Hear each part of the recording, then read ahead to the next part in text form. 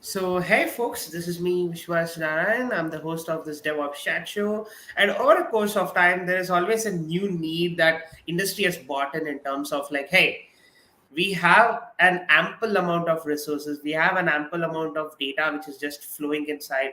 Let me just say you the fact like DevOps pipelines produce immense amount of data over a course of time. You can't deny the fact that hey, DevOps pipeline doesn't produce a lot of data. Data is also produced there, and it comes in different form factor. And I think over a course of time, Snowflakes has realized that they have come up with their own iterations of softwares. And I think best of the best resources are always there in different companies in terms of data engineering.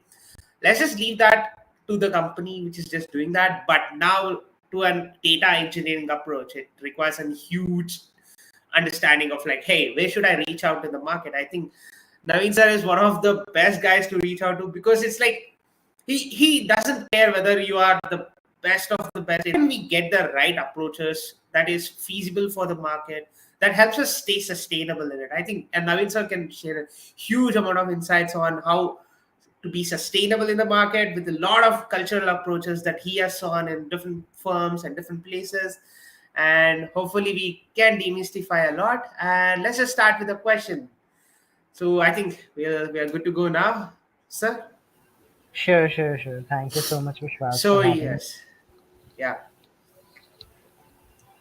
Really I excited. sure. So let's just go on with it. Like, what do you Sure. really think is the failure of bootstrapping an architecture for the big data? Like, what is the biggest failure that we face in when we are architecting something for a big data? Of course, there is DevOps in it, but like, but what is the failure that we just see in the everyday life?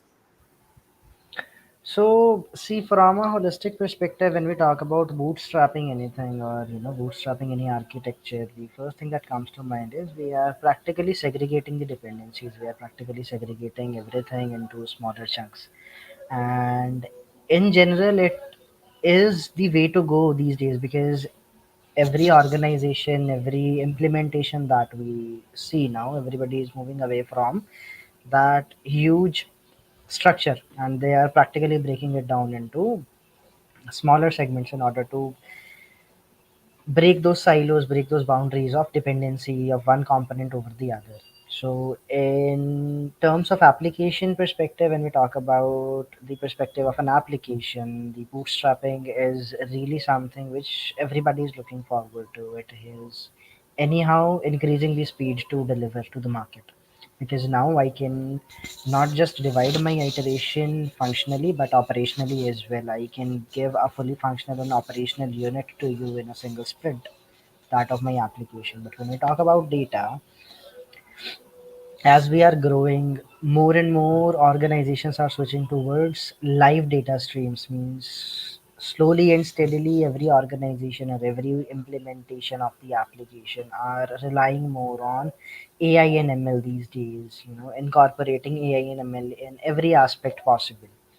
So they are moreover more uh, focused on getting the real time data. And we when we start working with real time data, the data was huge as it is because earlier when we were going through our standard migrations and standard application implementations, now when we're talking about incorporating real time data, the size is going to be ginormous.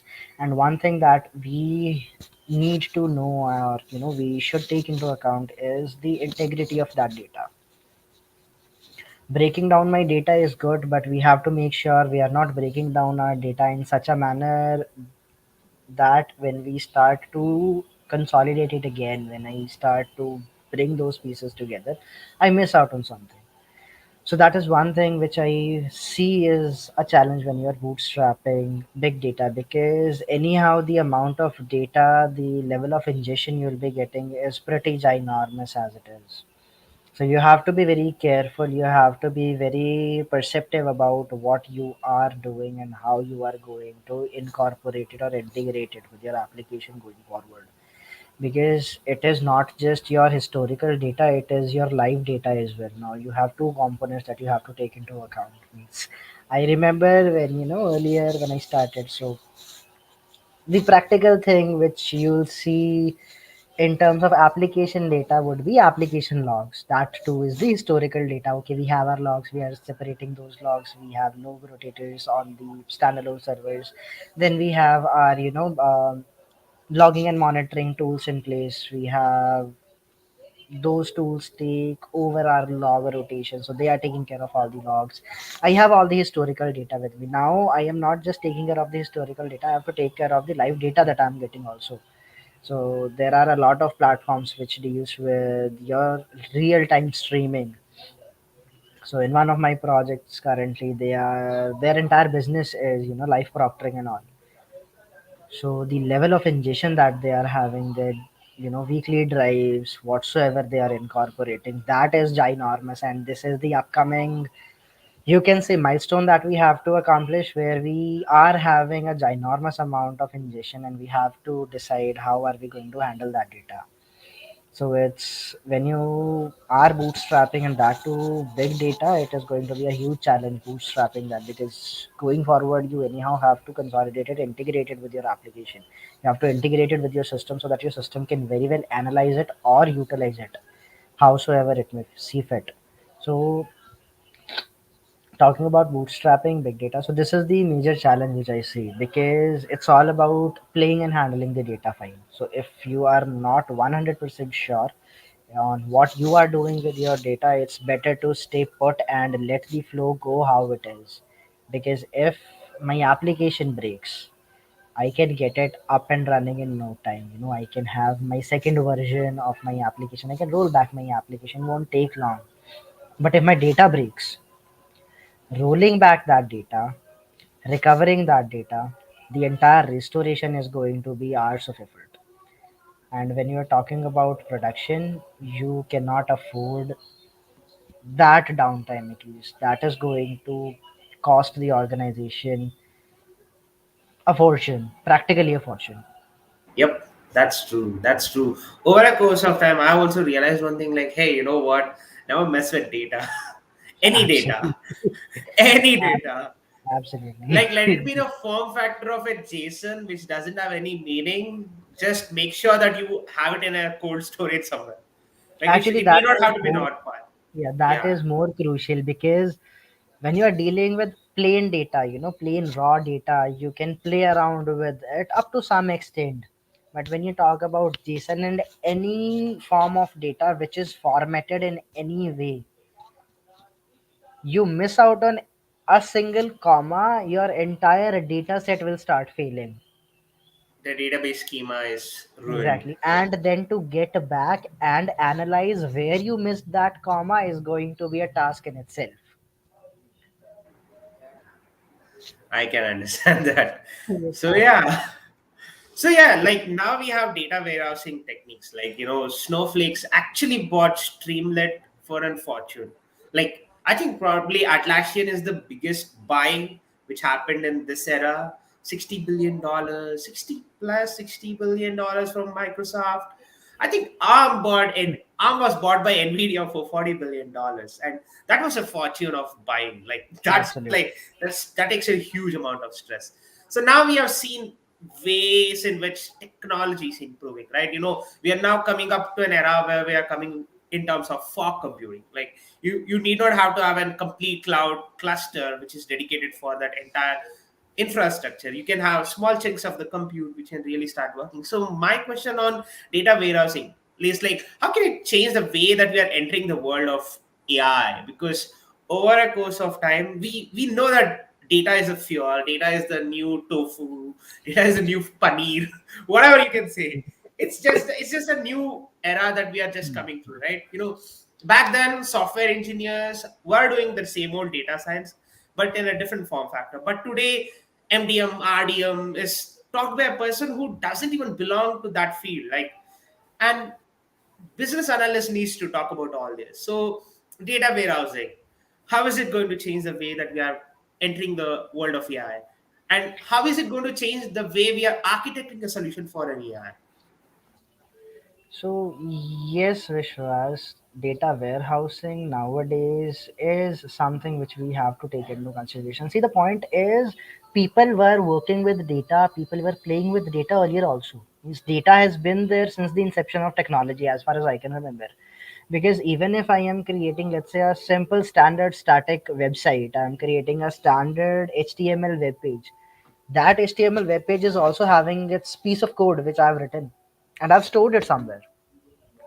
So data has been there since the inception of technology. Means before we even started creating, or before things were started as application development or web development, this and that. So data was there anyhow. The only thing that I feel like has tweaked is the way how we are treating data now and the way how we were treating data then. Things have drastically changed because back in those days, or when application development, web development was at boom, and things started taking up pace, at that point of time data was merely the storage that I require. It was practically considered to be a storage, my hard drive or my database. I'll store my data there, and that data too would be either my user information, my user database, my clientele database, or if I am into e-commerce business, that would be my warehouse database, my inventory database. Now when we talk about AI, as we just discussed in our previous segment, we have AI coming into picture, we have ML coming into picture. People are getting smarter. When I am opening any website, I am browsing through any website, the next tab or next window I open, I start getting those suggestions right off the bat. Means I've practically not done anything, I've just scrolled down the page. That is the level of intelligence we are having now in our applications.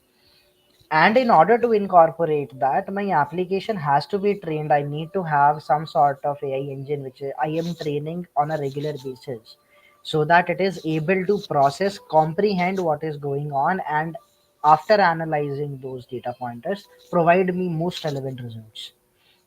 And in order to do that, in order to train my engine well, I need to practically overfeed it with data, so that it can cover each and every pointer, it can go through each and every detail I can provide it, and it can process all that information. And to feed such ginormous amount of data, I need to have that warehouse with me in place. So data warehousing is something that is very crucial if we are going in this direction. Till the point we were not practically analyzing the real time data warehousing was not that much into the picture. Means I believe most of the people were not aware about data warehousing. I practically came to know about data warehousing when I started in my college days, when we were having DBMS as a subject. So there we saw data warehousing is something. Okay, data warehousing is something. Why do we need it? We are already having a database. So data warehousing is nothing but I'm joining all those databases into a huge data store. So it is practically having all those historical data sets. It is having everything and anything that I require. And in order to make my AI engine more and more capable, I need to have that level of storage. I need to have that level of historical data, so that my engine would be trained in a much better way, and it will be able to process, analyze, and provide those results which I want it to give, so that anybody or any user who come across my application is enticed by the way my application is functioning. So warehousing is something that practically I believe will go hand in hand going forward, be it any technology. Because any technology, everybody is trying to incorporate AI ML. Everybody is trying to work with real time data now. So we need to have that historical data. We need to train our engines to Yeah, give. you're absolutely true. Yes, because it's still the same old queues, it's still the same old leaves that are just being architected in a different form factor, right? We Absolutely. talk SaaS companies. What SaaS companies do? They have just made sure that our mundane job is now being automated. It's just click, click, click. You have Yeah, everything sorted to some extent. So I think practically. probably this is what we all learn, right? So I'm an AC person, so I don't have any authority to say anything about the CS syllabus which is there. But like what we see is the same old technology coming in a different form factor. So I think probably that's where the thing is. So I want to. So this is off the topic. I just wanted to ask you this one question. So the biggest buys have happened. Like that's what we talked before, right? Atlassian was bought for 60 billion, ARM was bought by Nvidia for 40 billion. So now Streamlit actually was bought by Snowflakes, and Snowflakes is somewhere which was never close to any of the past products, platform as a service product. But today, like they're coming out with their own portfolio of different buys that they have, right? They have too much money, they can buy any person out there today. So I just wanted to realize, like, how is industry perceiving tech today? Like, is it something like, I'll knock you out if you just are good with me, or is it something like, okay, I'll be friends with you, can partner with me or something? Or else, how is technology being perceived by organizations today? Forget the fact that we as developers, we respect the technology, we have the community meetups and things like that, but like, how do you feel that organization is perceiving the technology today? How are they now pioneering the ways for changing it? Just a simple question. I just wanted to ask that off the topic. So, my perspective of how organization perceives the technology is, in my opinion, what I feel like organization, unlike us being the people who are actually working with the technology, organization sees things on a much broader level. Means, if you talk about me, if I take me as an example, so the first thing that I'll see in a technology is how easy it is to use, what is the learning curve of that of the technology, and how well it will suit me in my use case. Those are the major pointers that we'll be seeing in any tech stack we encounter. All right, now if we talk about organization has a lot more pointers they have to take into consideration. The major pointers any organization is looking these days is security is something that every organization wants now. Means now it is not just about I will sell you this technology, I am giving it on a reasonable prices, or this is this is that, it can do this, it can do that. How secure is your technology which you're trying to sell me? All right, and how beneficial it will be for my organization as a whole, my brand value, how will it enhance my brand value going forward? It's not just about incorporating a new technology in my ecosystem.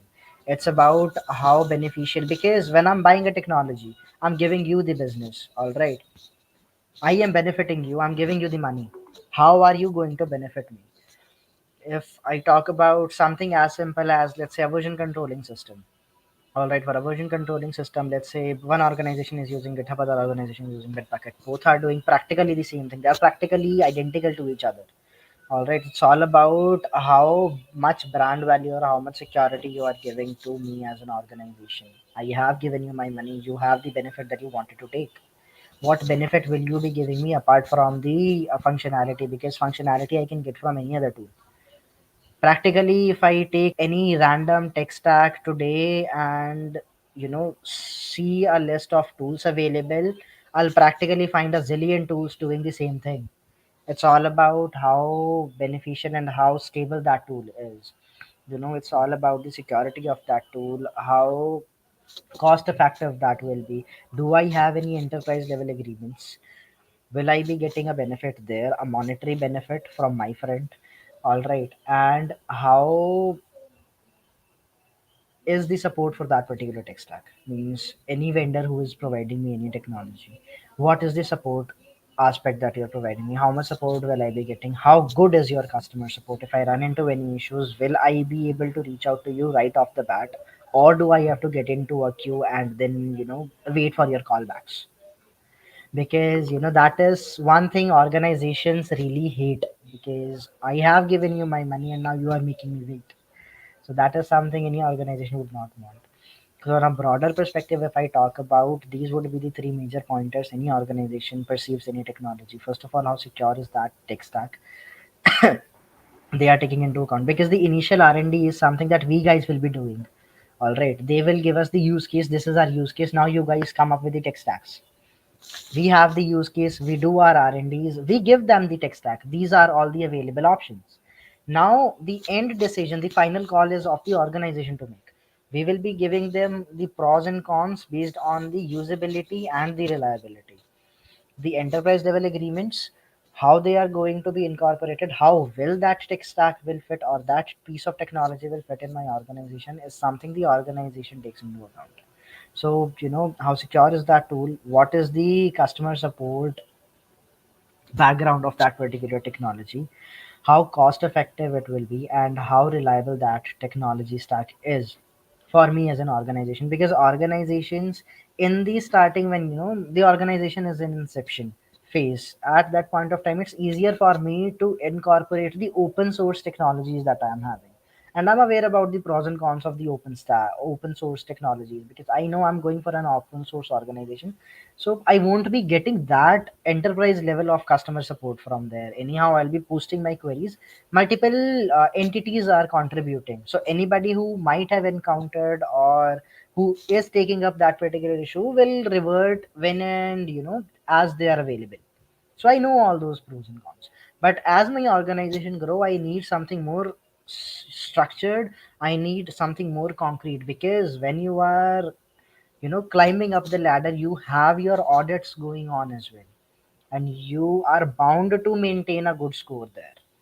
Because if my auditing is not good, anyhow, my potential clients, my potential customers, they will definitely have a second thought coming back to me. So these are all the things that organization takes into account before perceiving any technology into their ecosystem. Yeah, that's a funny question, that I really didn't want to ask you, but like I wanted to ask you because next question was based on the snowflakes itself. So I expected this answer, so that's why I asked you that question. So snowflakes, how is it disrupting the market? What are some of the potentials of the snowflakes that the world needs to just rethink about it, learn about it today? What is it all about when we think of an Snowflake technology being integrated into any of the data uh, while we are bootstrapping a data engineering platform? So, what is that something that world needs to learn today in order to use Snowflakes? Just give me a moment. I'll put my laptop in charge. Yep, sure. So, like I just asked this question basically just to understand, like, hey, how is technology coming up in an open source perspective, right?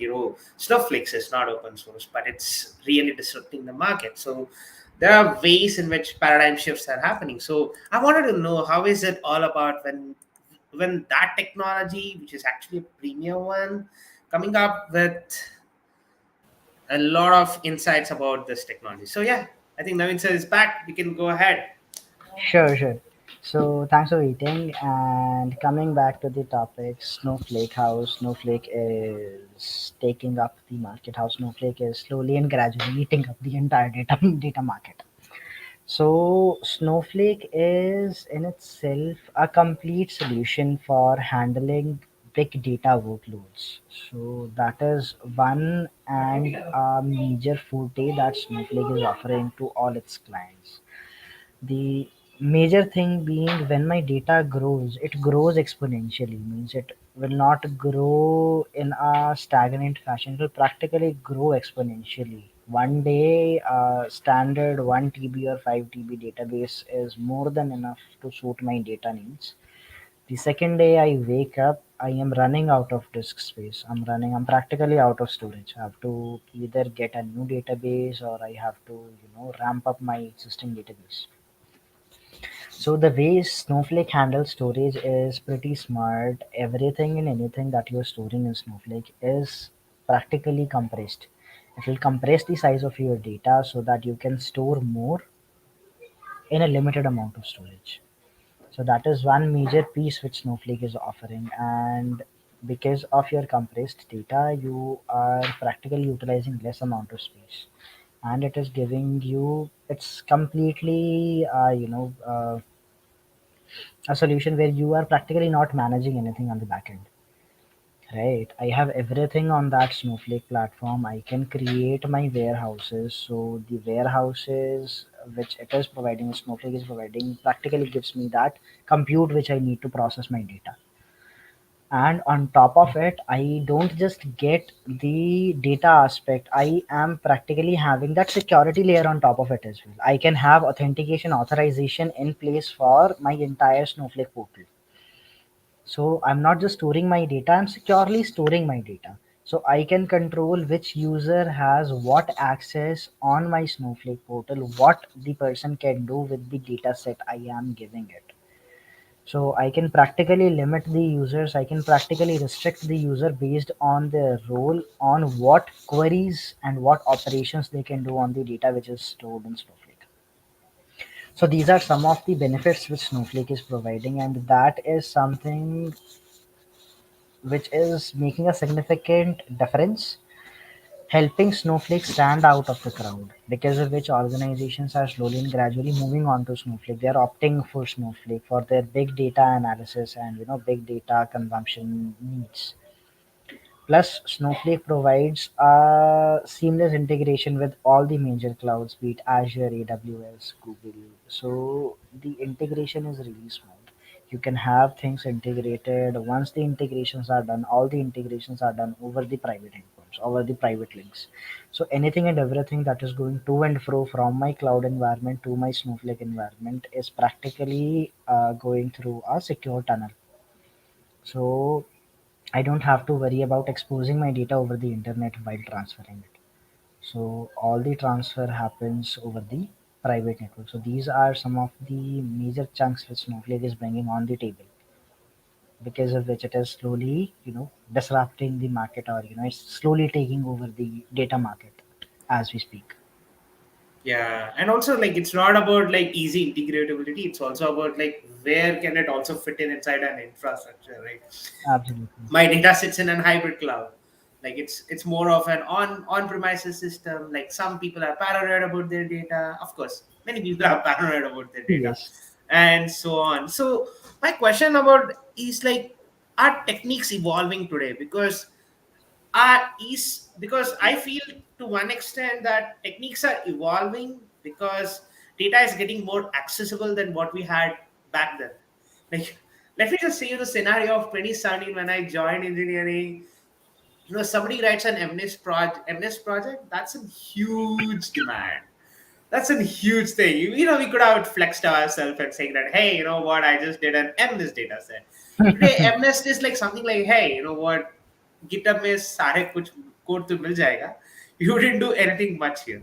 So Absolutely. that's how technology is also, right? So I wanted to ask this question: are the technology or the techniques evolving because data is getting accessible, or is the accessibility is data that we are thinking is making us think that, hey, you know what, engineering is getting complex in that field? So what is it all about when we are pursuing a tech based on the accessibility of the data that we have today, plus how are the technology evolving based on the huge chunk of data that we are now able to gather? So how is it all about when we map that huge chunk of data with the accessibility and that becoming a curse in the industry? So what is it all about when we are thinking about the industry which is flowing in the tech world?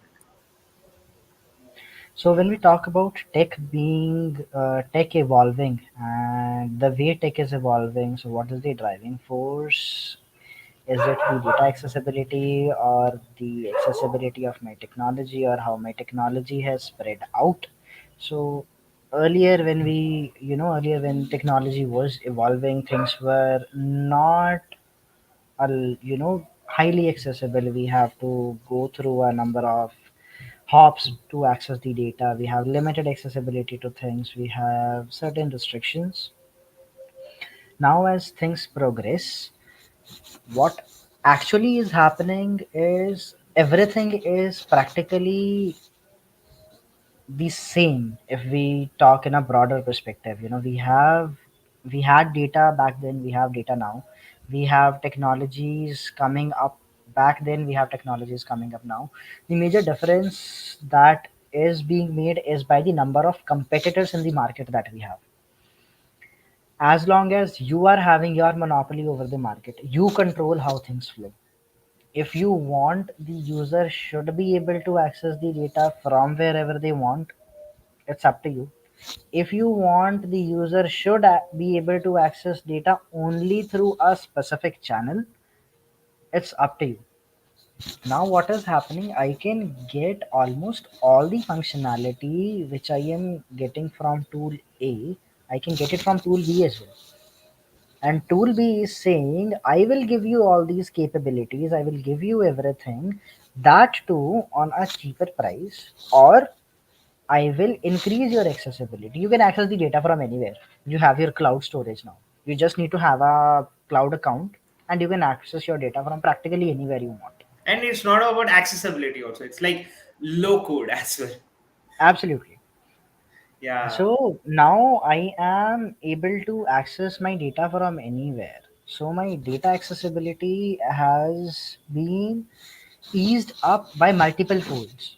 Same goes for my application. My application is now no longer a monolith. I don't have to go through 10,000 lines of code.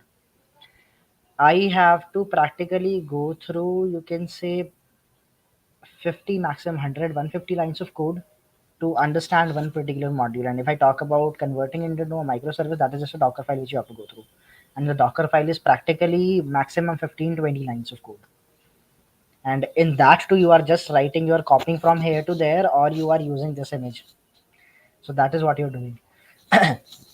So accessibility of data and modernization of my application, both these things are practically going hand in hand. My data accessibility got easier, because of which I was able to focus more on my application. Now I don't have to worry about my data. How am I going to access my data? My data is right where I want it to be. Now I can focus more on my application, how I want my application to be. So my application is evolving practically. My application is also evolving parallelly with my data. So both these things are going hand in hand, which in turn is helping the technology to evolve. So it is not just one factor which is driving the evolution of our technology. Multiple factors going hand in hand, which are in turn responsible for the technology evolving altogether. So my data accessibility has been optimized, plus my application is also optimized now. So I can practically run my application on a small instance anywhere I want. So because of this, the practical example of this technology evolution and accessibility of data would be, we are having a lot of startups coming up now, a lot of new ideas nurturing, a lot of new concepts coming into the market, and that too really quick.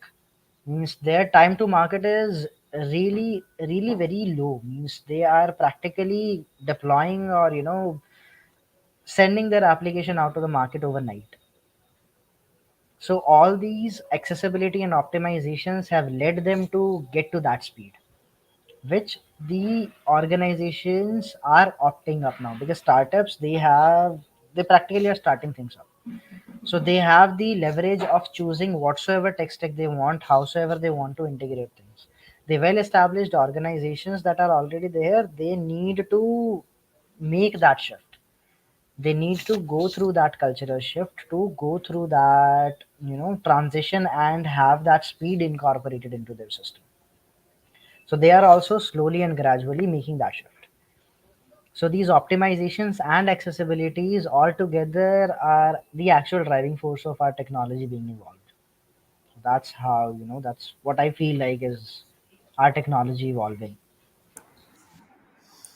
Yeah, that's what it is all about, right? Data mesh is never a buzzword. It was already there somewhere, hidden inside all the things that we are doing. See, Databricks practically has an amazing way in which you can also embed an ETL pipeline into it, but it's never means that it's going to be much more easier. How Snowflakes helped us in warehousing techniques, how Snowflakes helped us in making sure that the data goes and sits on a very secure network. So it's all about that. So my question is, data mesh is coming in the world of data science. How is data science world and the way we are architecting is going to increase? So I just wanted your perspective, because data mesh is pretty new to the world, but like I wanted to know, according to your learning, according to your experience, how is it going to disrupt the way we are pioneering the bootstrapping process of an AI product or a data science product? So how is it all about when we are architecting a solution based on the potentials of a data mesh?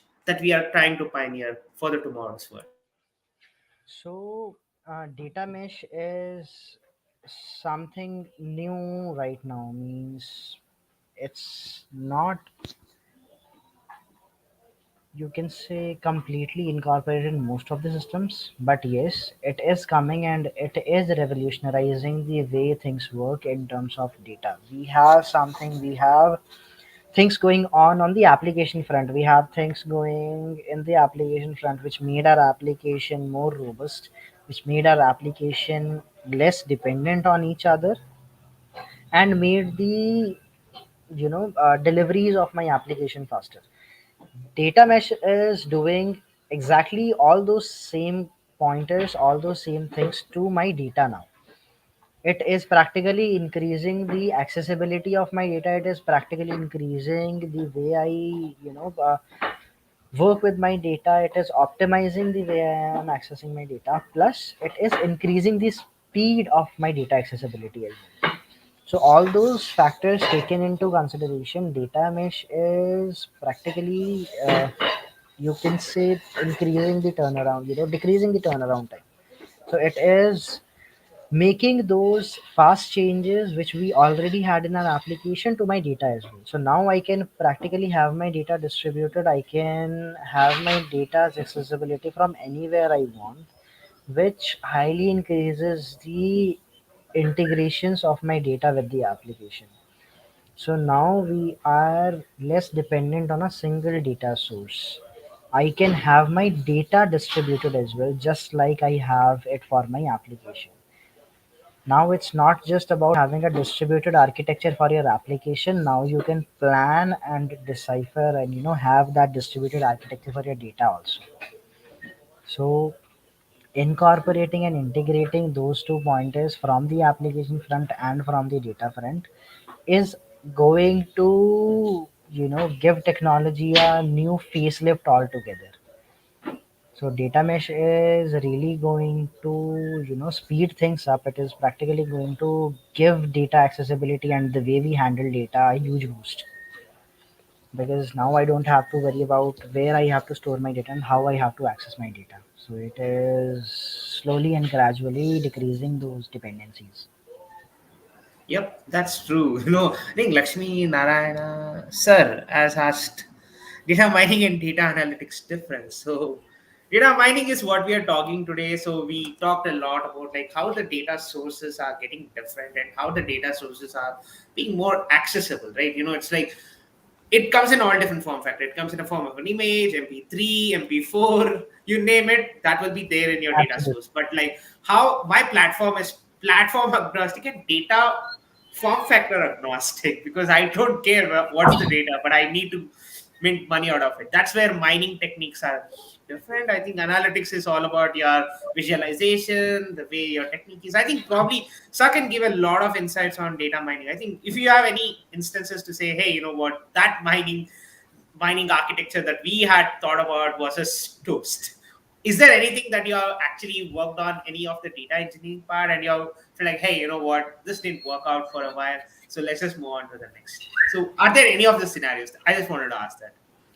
So, if you talk about data mining, I have not had a chance to get the data mining part incorporated in my projects. So, for data mining, a real use case connecting to my project, that is something I won't be able to give you right now. So, but yes, if we talk about data mining and the mining techniques, so right now these days, practically anything and everything that I can store is data for me. Means gone are those days when employee ID, employee data, employee address were the data. So gone are those days. Now practically anything and everything which I can store is data. And a good data mining technique will help me bifurcate and segregate different data items, because if I have those components segregated, I will be able to better manage how I store my data, and I will be able to put on the most optimized techniques to analyze and visualize that data. So I have my data, I have it bifurcated as per the requirement and the purpose it is serving. Based on those, I can very well analyze that data and I can very well visualize what I want and what I am doing. So mining is a very crucial part when you are dealing with data, especially if you have to further analyze it and visualize it as well. So if you have everything sorted in the first go, it will be easier for you to work with it in the later stages. So mining plays a very important role. Means in my project, I haven't had a chance to work with data mining techniques. A lot of data mining techniques.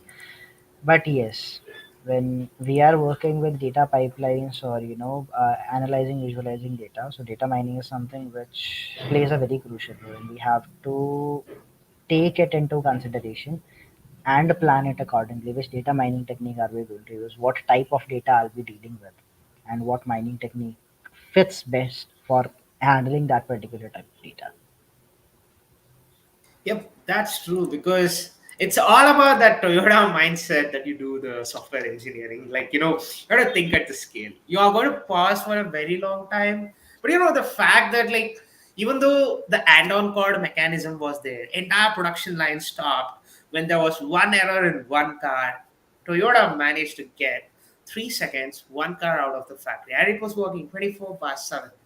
And Yeah, that's the biggest challenge that I always realize, like, hey, how was Toyota able to do that with less amount of resources which they had, and they evolved as an organization. So I wanted to know, how is the DevOps mindset going to come inside the data science world? Of course, it's already there: ML ops, AOps, DataOps, hmm. things like that. So I wanted to know, how is DevOps for the world of the data science today?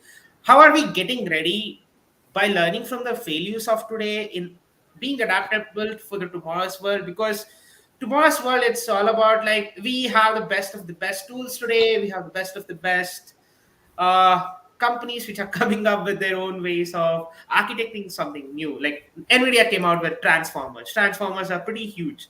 Like, it was a concept from Google, but, like, Nvidia has really just made sure that the market understands that, hey, you know what, there's a huge potential in transformers. So I wanted to know, how is DevOps going to make sure that we are going to be adaptable for the tomorrow's world by seeing the failures of today as well as in the tomorrow? And how is it going to help us in preparing for a data explosion that is going to happen? Because it's all about that we are talking today. So what is it all about when we are thinking of an workforce that has to work in a form of a DevOps engineer but has to evolve as a data scientist? So what is it all about when we are thinking about data explosion for the tomorrow's world? See, now this is this very question of DevOps being incorporated with data pipelines and the data side of things is something which has two faces to it. Which I feel Hmm. like first is the use of tech stack, the tools. Second is the mindset and the culture which we'll be incorporating. So if we cannot just go ahead and barge in with the tools at our disposal. Trust me, having tools is something which practically anybody and everybody is doing right now. I have a lot many tools for a single task and I have a lot many tasks for those tools. So it's all about the culture and the mindset which I bring about in my organization, how I am practically positioning each and every step of my pipeline, be it application, be it my data pipelines. So I have to be very strategic in order to design that entire workflow, that entire pipeline. So if I have my plan, my architecture in place, even if I am using less number of tools, even if I am using slightly less efficient tools, I'll still be able to pull things off. It's as compared to not having the entire architecture structured out and just throwing in tools inside my pipeline or my workflow, because I would not want to manage 20 different tools to go through a single pipeline, because that going forward anyhow will increase the overhead that I have to manage. I have to manage 10 tools. 10 tools I have to manage not from the functionality perspective, But from their maintenance perspective also, I have to make sure they are security patched. I have to make sure they are in the latest stable version. I have to make sure if there are any threats or any vulnerabilities in those versions or those releases, I have to make sure we get them patched or we get them rolled back, we get them updated, so on and so forth. So when we talk about data science and DevOps, you know, getting incorporated in data science, it's all about the mindset. Now we have multiple components available in big data and our database technology, data science as well, which we can very well incorporate. It's all about how I am incorporating those tools. As we just discussed, we now have data mesh, which is practically giving me the leverage and the freedom that I was having with my applications these days. So it's all about how well those tech stack will fit in my current culture or my current environment. Because I cannot just bombard my environment or my organization with a lot many tools which are meant for data handling or for data science. Because that won't do me any good. First of all, the main thing which we have to incorporate is that DevOps mindset, is that DevOps culture in our data science streams, in our data science field. We have to, the first and very crucial thing we have to think about is we should get those, constant feedbacks. In my data pipelines, in my data structures, if there is anything failing, if there is anything going south, I should be able to see that right up front. I should not have to wait for things to break. I should not have to wait for anybody to raise that concern to me. So, DevOps, this is where I feel like is the first place where DevOps should fit in when we talk about incorporating it in data science. So, we should have that mindset, we should have that culture in place first before we move on to the tools and tech. Because if I have that culture in place, incorporating the tools and tech into my workflow would be a way more seamless process than having the tools first and then strategizing those how I'm going to use this tool. So this is what I feel like how DevOps should fit in the field of data science, and how we should be streamlining things there as our DevOps culture set. Yep, that's true. That's true because it's all about organization evolving. Like Absolutely. Amazon sold books, Netflix sold DVD, right? We all talk about that. I think to me, what I see in Netflix, Hotstar, all the OTT platform is not the shows which they are, but the amazing DevOps culture that they have built in. Like Netflix had an EC2 outage, but still survived. Like they experienced the EC2 outage, but they still survived. Hotstar, 25 million hits. How? 2.5 crore plus live watch. Oh, I'm like, what? This is how it is, right? Technology keeps evolving, the organizations Exactly. keep evolving. So, yeah. That's the point. Means I thought things through. I knew there might be a point where I will face all those challenges. I have to be ready for that. In such situation, just the tool won't help me. The Hmm. tool is how I want it to be. The tool will work the way I want that tool to work. So if I am not giving it a proper thought, if I am not getting the right fit for my culture, if I'm not getting that piece to fit into my organizational structure, Hmm. I will be having that breaking point at any given point of time. Means I'll face that breaking point. But if I have given it a thought, I have things organized, I have that architecture in place, I know how things are connected, how I know how things should flow, then we have those mitigation plans in place. So even if I face any roadblock, even if I am in a bottleneck situation, Hmm. the end user will not see it Yep. because I have that mitigation plan running already. So for them, everything is working fine. In the back end, I am making things work. Got it. Yeah, this is why I love interviewing you. Like, this is what it's all about, right? You you make sure that In research, the problem is we get the things done. We don't want to learn the things up quick as possible, because we'll be having something like, hey, now what did you publish the paper in that conference? Did you publish the paper in this conference and things like that? And there are amazing set of people who are behind us in order to make sure that we don't do the things done.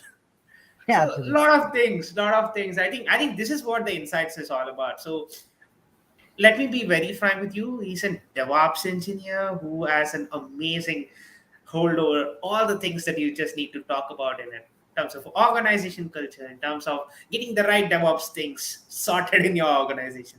But making sure that I get a data insights from him, probably that's an absolute blessing. So keep that in mind. Like, he's not a data scientist. He's not professionally a data scientist, but he has given a huge set of insight that is actually helpful for a data scientist. And thank you so much, sir. Means a lot when you share such great insights on my show. Thank you so much, Vishwas. It's always a pleasure being a part of your shows, and I am really looking forward to our next chat. So whenever I Sure. get your message saying yes, we'll be planning this chat show. So I'm really excited. Okay, we'll be getting along together, and we'll be brainstorming things. Yeah, So that's true. it's not just for you. I'm also really excited because I also get to go through new stuff. I also push myself a little more to see, okay, we Yeah. should have everything in place, and how things are. So it also helps me, gives a new perspective to things. Yeah, I So think this is the shortest DevOps chat show that I did with you. yeah, yes, I also Everything is above 60 minutes. yeah. Sure, I think perfect, folks. This was one of the shortest ones, sweetest one. Lot of great insights. Naveen sir has shared huge insights there. So do check it out, folks. And thank you so much. Bye. And any ending notes, sir, you wanted to say? So it's just the data is something very delicate, and data is something very enticing at the same same on the same wavelength.